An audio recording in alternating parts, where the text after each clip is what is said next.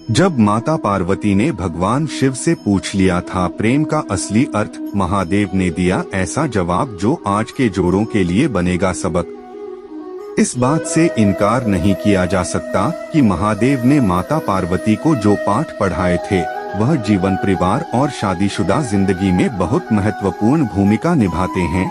उसमें न केवल जोड़ों का एक दूसरे के प्रति समर्पण, प्यार और सम्मान साफ दिखता है, बल्कि इस तरह रिश्ता निभाने में किसी तरह की कोई परेशानी नहीं आती। इस बात में कोई दो राय नहीं कि विदेशियों की तर्ज पर ही भारत में अपने प्रेम को जाहिर करने की शुरुआत हुई थी।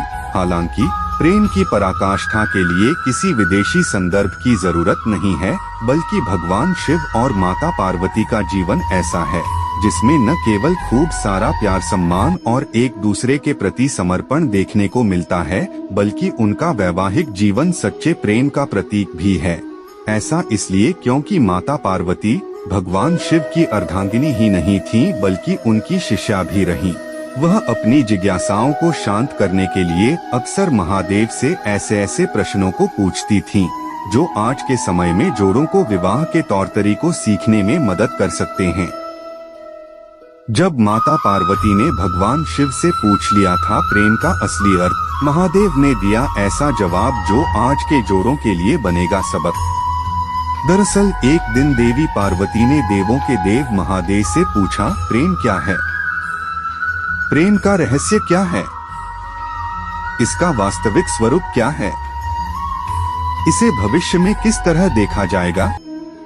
इस सवाल का महादेव ने जवाब देते हुए कहा, प्रेम क्या है यह तुम पूछ रही हो पार्वती?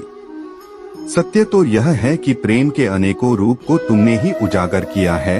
तुमसे ही प्रेम की अनेक अनुभूतियां हुई हैं। तुम्हारे प्रश्न में ही तुम्हारा उत्तर शामिल है।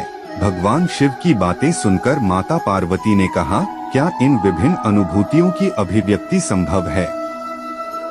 तो इस पर भगवान शिव बोले, सती के रूप में जब तुम अपने प्राण त्याग कर मुझसे दूर चली गई थी, तब मेरा जीवन, मेरा संसार, मेरा दायित्व सब निराधार हो गया। मेरी आंखों से आंसुओं की धाराएं बहने लगी थीं।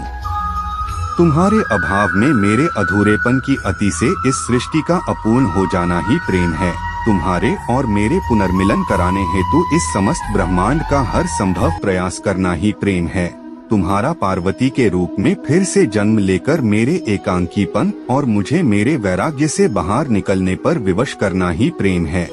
खैर, यह बात किसी से छिपी नहीं है कि कई सालों की तपस्या और तमाम तरह की बाधाओं को पार करने के बाद ही शिव पार्वती का विवाह हुआ था।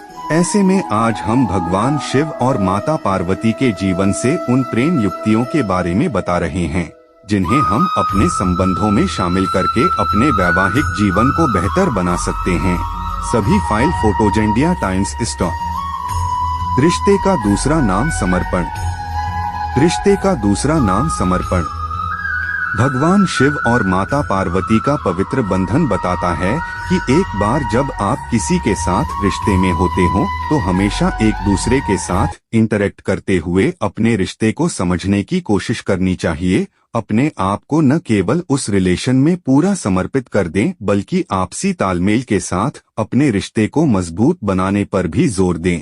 ऐसा इसलिए क्योंकि एक अच्छे रिश्ते में दोनों भागीदार आगे बढ़ने और बदलने के लिए एक दूसरे को प्रोत्साहित करते हैं। जिनके बीच ऐसा नहीं होता, वहां हमेशा प्यार की कमी रहती है। प्यार मर्यादा के अंतर को समझें। प्यार मर्यादा के अंतर को समझें। भगवान शिव और माता पार्वती के रिश्ते में इस चीज को आसानी से देखा जा सकता है।